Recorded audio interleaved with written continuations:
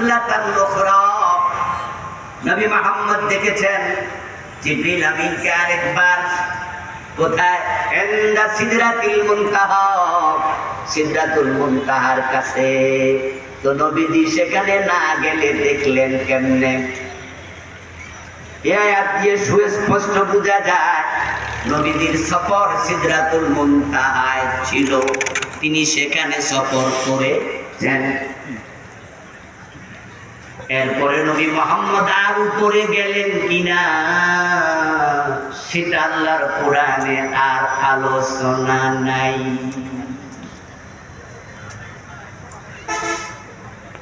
কোরআনে সিদরাতুল মুনতাহা পর্যন্ত নবীজি গিয়েছেন, এই কথাটা আল্লাহ বলেছেন। এখন সিদরাতুল মুনতাহার পরে খোলা জায়গা, রাসূল বলেন পরে আছে খোলা জায়গা। তারপরে আল্লাহর আরশ, কত পরে তার হিসাব বিভিন্ন হাদিসে পাওয়া যায়। আরশের নিচে আছে সমুদ্র, ওই সমুদ্র পার হওয়ার পরে আরশ, আসমানের কত উপরে তার কোনো হিসাব নাই।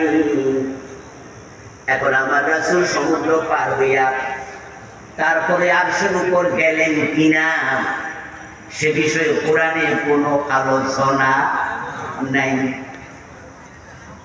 কোরআনে আরশ প্রসঙ্গে আল্লাহ যত জায়গায় কথা বলেছেন, ওই কথাটাকে আল্লাহ তাআলা মেরাজের সাথে লাগান নাই। আর রহমান আলাল আরশি ইস্তাওয়া, আল্লাহ আরশ প্রসঙ্গে কথা বলতে গিয়ে বললেন রহমান আল্লাহ আরশের উপরে সমাসীন। আরশ নিয়ে কোরআনে বিভিন্ন আলোচনা এসেছে, কিন্তু মেরাজের সাথে নয়। মেরাজের সাথে আলোচনা আছে সিদরাতুল মুনতাহা। তাহলে নবীজি যে মেরাজে গেলেন, সকল নবী আকাশ পর্যন্ত, আর আমার নবী সিদরাতুল মুনতাহা পর্যন্ত, এটা কোরআন দিয়ে প্রমাণিত। প্রমাণ হয়ে গেল আমার রাসূল আল্লাহর সবচেয়ে নিকটে গেলেন সিদরাতুল মুনতাহা। এবার নবীজি সাল্লাল্লাহু আলাইহি ওয়াসাল্লাম থেকে শুনি তিনি এর পরে গেলেন কিনা। নবীজি বলেন হ্যাঁ, আমি সিদরাতুল মুনতাহার পরেও গিয়েছি, মাকামে শরীফিল আকলাম পর্যন্ত। নবীজি বলেন সিদরাতুল মুনতাহার পর আমি এমন এক জায়গায় গেলাম যেখানে যাওয়ার পর আমি কলমের খসখস ধ্বনির শব্দ শুনতে পেলাম। আমি জিবরিল আমিনকে প্রশ্ন করলাম, ভাই জিবরিল, কলম দিয়ে কেউ কিছু লিখতেছে কাগজে, এমন খসখস আওয়াজ আমার কানে আসছে, শরীফুল আকলাম, কলমের খসখস ধ্বনি, এই আওয়াজটা কিসের আওয়াজ? জিবরিল আমিন জবাব দেন, হে আল্লাহর রাসূল, এটা হলো তাকদীর লিখার আওয়াজ। ফেরেশতারা আল্লাহর আদেশে এখানে তাকদীর লিখতেছে। কুল্লা ইয়াউমিন হুয়া ফি শাআন ফাবিআইয়ি আলা'i রাব্বিকুমা তুকাযযিবান। আল্লাহ সব সময় কর্মরত, কারো মৃত্যু দেন, কারোকে জিন্দা বানান, কাউকে পৃথিবীতে পাঠান, কাউকে তুলে নেন, কোথাও সাগরকে একবারে সাগরের ভিতর থেকে চর গজায়া দেন, আবার কোথাও পাহাড়কে পানির সাথে মিশায়া দেন, কাউকে রাজা বানাইয়া দেন, কাউকে আবার দিল্লিতে বাংলাদেশ থেকে তাড়াইয়াও দেন, ঠিক না? এবার বিভিন্ন রকমের কাজকর্ম চলছে, এগুলো ফেরেশতারা লেখে। আজকে কারা কারা মারা গেল, আজকে কে কে জন্ম নিল, এই যেগুলো লিখতেছে, এই লেখার জায়গা, এটার নাম মাকামুস শরীফিল আকলাম। নবীজি সেখানে গেলেন, এটা সিদরাতুল মুনতাহার পর। এই হাদিস আমি এই বইতে এনেছি। এখন আমাদের দেশে যে মেরাজ নিয়ে আলোচনা শুরু হয়, অধিকাংশ আলেম মেরাজ নিয়ে কথা বললেই সর্বপ্রথম কথাই হলো আল্লাহ তাআলা দুনিয়া থেকে প্রিয় নবীকে আরশে নিয়েছেন এবং রাসূলকে আরশে তুলে তারপরে মেরাজের আলোচনা এবার শুরু। ভালো করে শুনুন, ওই যে বলেছি বাগান পাহারা দিতে হয়, পাহারা না না দিলে বিকৃতি ঢুকে যাবে, নষ্ট হয়ে যাবে। এখন মেয়েরাজ প্রসঙ্গে কত বিকৃতি ঢুকেছে তার কোনো হিসাব নাই।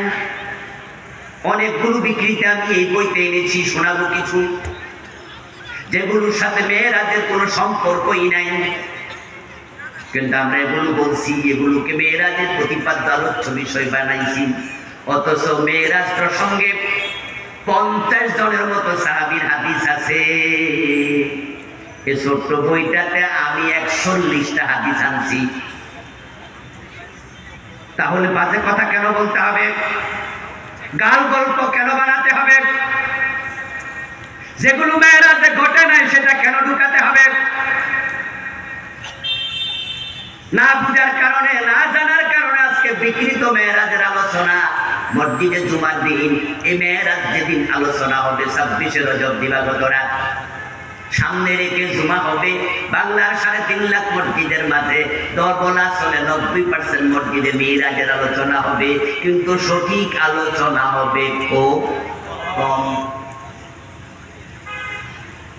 এই দেশের মানুষকে শোনানো হয়েছে যে নবী মেরাজ থেকে এসেছেন, এসে দেখেন তিনি এখনো ওযুর পানি গড়াচ্ছেন। মেরাজ থেকে ফিরে এসে তিনি দেখেছেন এখনো দরজার কড়া উঠতেছে। মেরাজ থেকে ফিরে এসে নবীজি দেখেছেন এখনো ওনার শোয়া বিছানাটা গরম আছে। হাদা কিযবুন কাবীর, এই কথাগুলো মিথ্যা, চরম মিথ্যাচার। বরং হাদিস কি, নবীজি সাল্লাল্লাহু আলাইহি ওয়াসাল্লাম মেরাজে রওনা দিলেন কখন? নবীজি নিজে বলেছেন, আমি এশারের টাইমে 2 রাকাত নামাজ পড়লাম, সালাতুল আতামা। তখন তো 5 ওয়াক্ত নামাজ ফরজ হয় নাই, কিন্তু রাতের বেলা আমার অভ্যাসগতভাবে 2 রাকাত নামাজ পড়ে আমি ঘুমাতাম, এটা আমার অভ্যাস ছিল। ওই নামাজকে বলা হতো সালাতুল আতামা। আমি 2 রাকাত নামাজ পড়ে আমার স্বাস্থ্যবন মেহানির ঘরে ঘুমালাম। আমি ছিলাম বাইনান নাওমি ওয়াল ইয়াকযা, ঘুম ভালো করে আসেনি, আবার আমি সজাগ নই। আমি ঘুম এবং সজাগ দুটার মাঝামাঝি, যেটাকে বাংলায় বলে তন্দ্রা। এখন ঘুম আসে নাই তবে সজাগ না, চোখ বন্ধ তবে কান সজাগ, এটাকে আমরা তন্দ্রা বলি না? যে আমরা তন্দ্রা দোস্ত। আনা বাইনান নাওমি ওয়াল ইয়াকযা, নবীজি বলেন আমি ঘুম এবং তন্দ্রার মাঝখানে। এর মাঝে দেখতে পেলাম জিবরিল আমিন এসেছেন, উনার সাথে 2 জন ফেরেশতা সঙ্গী, মোট 3 জন। এসব মেহানির ঘর থেকে আমাকে পিছনে ধরে, নিচে ধরে, পাজা কোলা করে তুলে নিয়ে ডিরেক্ট আমাকে নিয়ে গেল কাবার সাথে হাতিম। ওই হাতিমে নিয়ে আমাকে শুইয়ে দিল। ঘটনা ঘটছে কখন? এইমাত্র বললাম কখন? ফজরের টাইমে না আসার টাইমে? ইয়েস, নবীজি বলতেছে এশার পর সালাতুল আতামার পর। তারপর আমাকে সেখানে নিয়ে শোয়া দিল। তারপর আমার বুক ছিল। এই ঘটনাগুলো সবাই জানেন, আমি সেগুলো বলবো না, জানা কথা বলবো না, ভিন্ন কিছু বলতে চাই। এরপর রাসূল কি বলে শুনেন, আতাইতু বিমাক্কাতা ক্বাবলা সুবহি, আমি মেরাজ করে মক্কায় ফিরে এসেছি সুবহে সাদেকের আগে। আতাইতু বিমাক্কাতা ক্বাবলা সুবহি, আতাইতু আসহাবি ক্বাবলা সুবহি। আমি সুবহে সাদেকের আগে ফিরেছি। ওই রাতের বেলা মেরাজ হয়েছে। 1 সেকেন্ড, 2 সেকেন্ড, 5 মিনিট, 3 মিনিটে নয়, এগুলো বানানো কথা। কেন বানায় কথা বলতে হবে? রাসূলের হাদিস থাকতে আপনি বানায় কথা কেন বলেন? নবীজি সাল্লাল্লাহু আলাইহি ওয়াসাল্লামের মেরাজের মাধ্যমে তিনি সাইয়্যিদ আকলাম পর্যন্ত পৌঁছা প্রমাণিত। এখন কোন ব্যক্তি যদি বলে না তিনি আরশে আজিমে উঠছে, তাহলে তাকে নিশ্চয় কোরআন থেকে দলিল, কথা বলে না কেন? কোরআন থেকে দলিল সে বলতে হবে যে আল্লাহ তাআলা নবীজিকে আরশে আজিমে নিচেই তো কোরআনের অমুক নম্বর আয়াতে আছে, কিন্তু কোরআনে তো নাই, আমরা তো পাই না, এখন বলি কেমনে? আমার রব যদি আমার রাসূলকে আরশে আজিমে